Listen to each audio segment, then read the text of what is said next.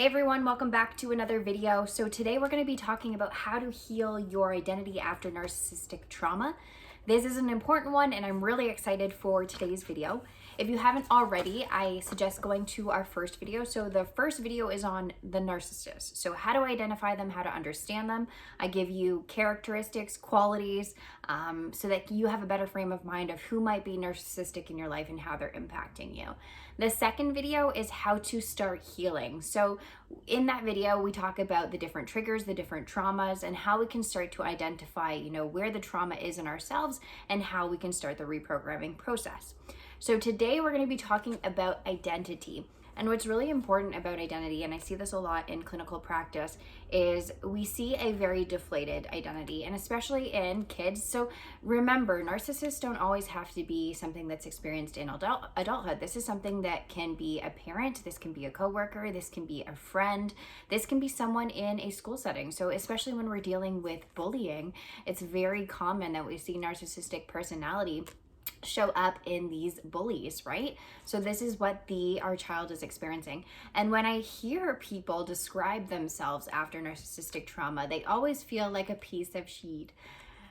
That's always the common statement, right? I hear that all the time, and I say that and people say, it's funny, I say that to myself all the time. So if that resonates with you, you are not the only one. It's a very, very common statement of how people feel about themselves once they've gone through this. So starting off, what is identity? Identity is who you are outside of everybody else. So who I am at my core and what I truly believe about myself and value about myself. What's interesting about identity is in our early stages, especially if we're dealing with narcissistic trauma, we can be on the spectrum of people pleasing. And people pleasing creates an identity around what others think we should be instead of who we should be. And we start to create an identity that kind of molds or chameleons with other people. That is a trauma response, right? Your identity should be you, standard, point blank, regardless of what anyone else thinks. And what's interesting is that if you go and you talk to your parents or your teachers or your friends or your colleagues, they're all going to have a different idea of how they perceive you, their perception of you and who you are as an individual. And that's going to vary because you're dealing with different perceptions and different spectrums of personal experience.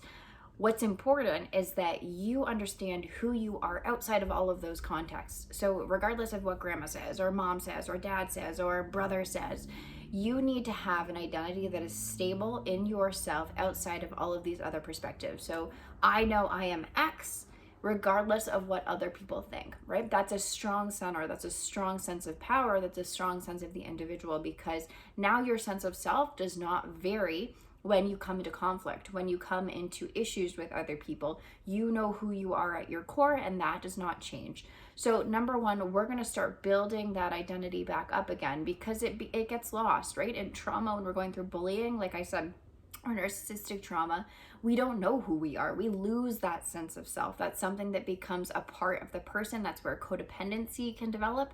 So now we have to go back and say, okay, who am I outside of all of this? Who am I, right? Am I a kind person? Am I a loving person? Am I funny? Am I athletic? What is your identity and your truth about who you are as an individual outside of that?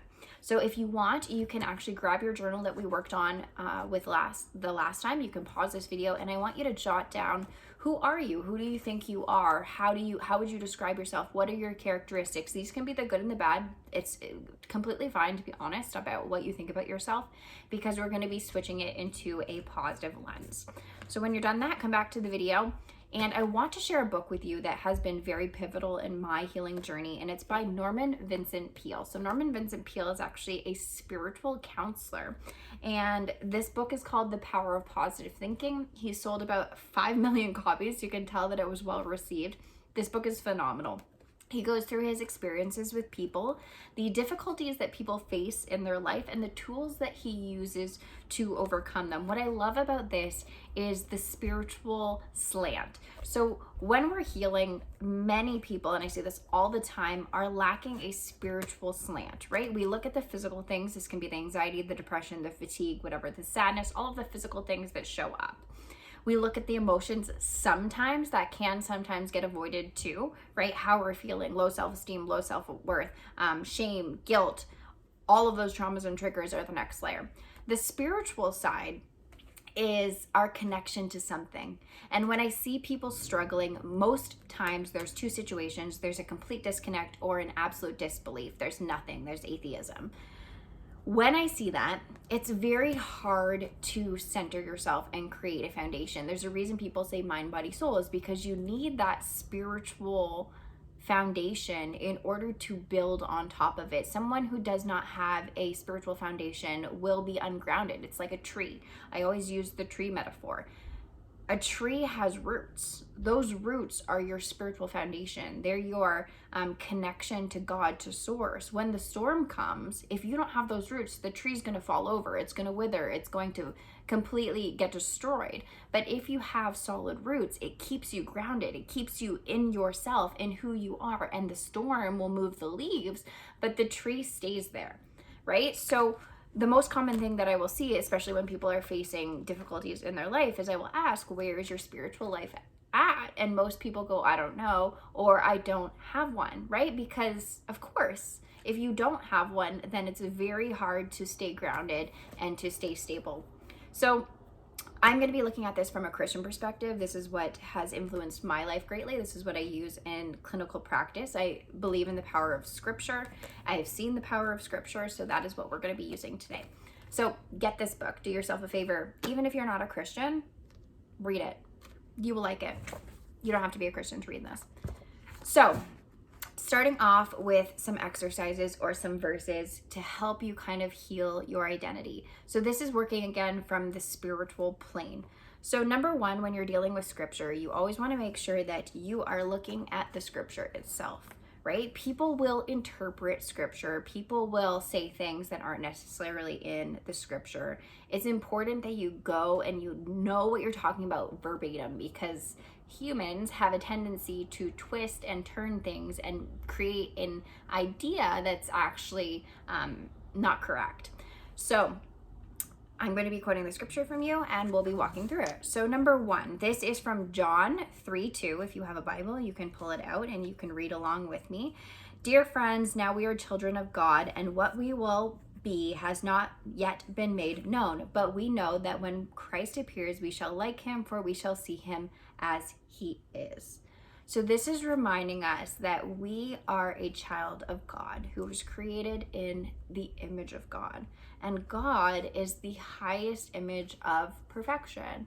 So God made you through himself, right? So when you see yourself in such a low version of yourself, one of the exercises that I like to do is to see yourself as God would see you, right? If he sees you as perfect, then can you see yourself as perfect? Can you allow that image in instead of all of the other stories, all of the other deceptive beliefs that you've let into your life about who you are? Can you challenge that? This can be very emotional for people. I notice when we bring that up and I mention that God sees you as perfect and that you are perfect, and that initial feeling of being perfect can be very emotional. So if you're gonna cry, let yourself cry, because crying is very powerful. Okay, so the next one is Corinthians 3:8-9. The one who plants and the one who waters have one purpose, and they will each be rewarded according to their own labor. For we are co-workers in God's service. You are God's field and God's building. So this is a reminder that we are working with God and nothing is done without God, right? You are a co-worker. God is helping you navigate and move through your life. I can honestly say my most troublesome periods in life were when I didn't have that connection, when I didn't have that foundation, when I didn't have that support or that check-in to be, hey, is this what I want to do? Is this a good thing to do? Having that team player, that support, is very important. And I mean, God, whatever you call it, can be Abba, it can be Yeshua, which is Father, is that father figure, right? That, or that parent, that all loving, omnipresent parent that most people have never had. So you have that support, which can also be very healing. Okay, I love this one. Matthew 5:14-16. You are the light of the world. A town built on a hill cannot be hidden. Neither do people light a lamp and put it under a bowl. Instead, they put it on its stand and gives light to everyone in the house. In the same way, let your light shine before others, that they may see your good deeds and glorify your Father in heaven. This is a reminder that we are light. We are love. Our natural instinct is to love people and to want to share that love with other people. So don't let that sink down, right? When we go through trauma, we give into the darkness. We give into the ideas that we are less than. We believe those stories, right? But underneath all of that is the true essence of who we are, which is light and love and kindness and compassionate and forgiving and all of those beautiful qualities that is God. So remind yourself that that is actually who you are.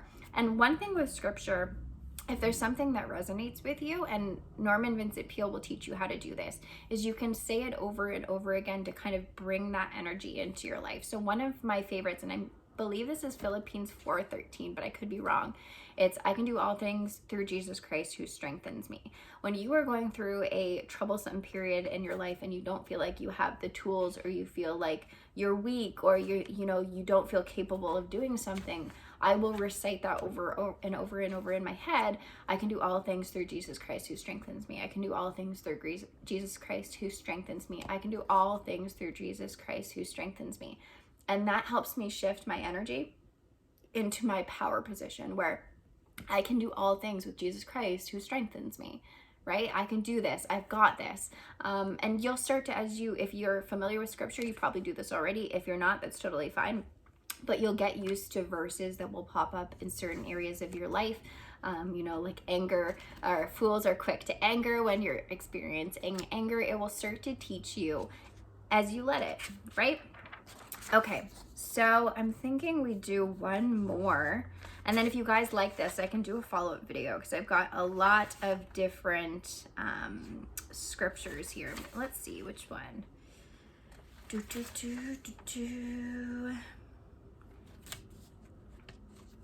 Okay, let's do the masterpiece one.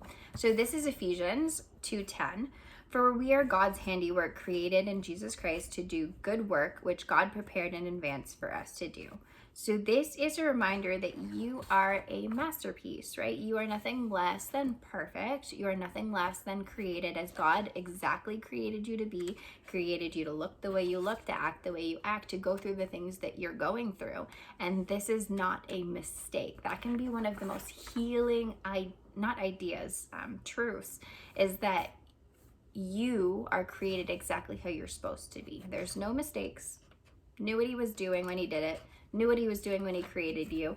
Knew what was happening when it was going on through your life. So knowing that can be very peaceful, to let go of all of those things that have happened, because we hold on to regret, we hold on to bitterness, we hold on to anger, all of these emotions that really don't serve us, but we do it because we think it's our way of holding on to, the past. But we want to heal and we want to move on, and the way to do that is to let go of them, and you have to be able to forgive and let go to do that. Okay guys, I feel like today's been a really long video, so I hope you enjoyed this. I'm really looking forward to sharing more with you guys, and yeah, if you guys like this video, let me know in the comments, because I'm happy to go over more scripture with you. I'm happy to share more experiences with you. Let me know what you guys would like to hear. Okay, bye.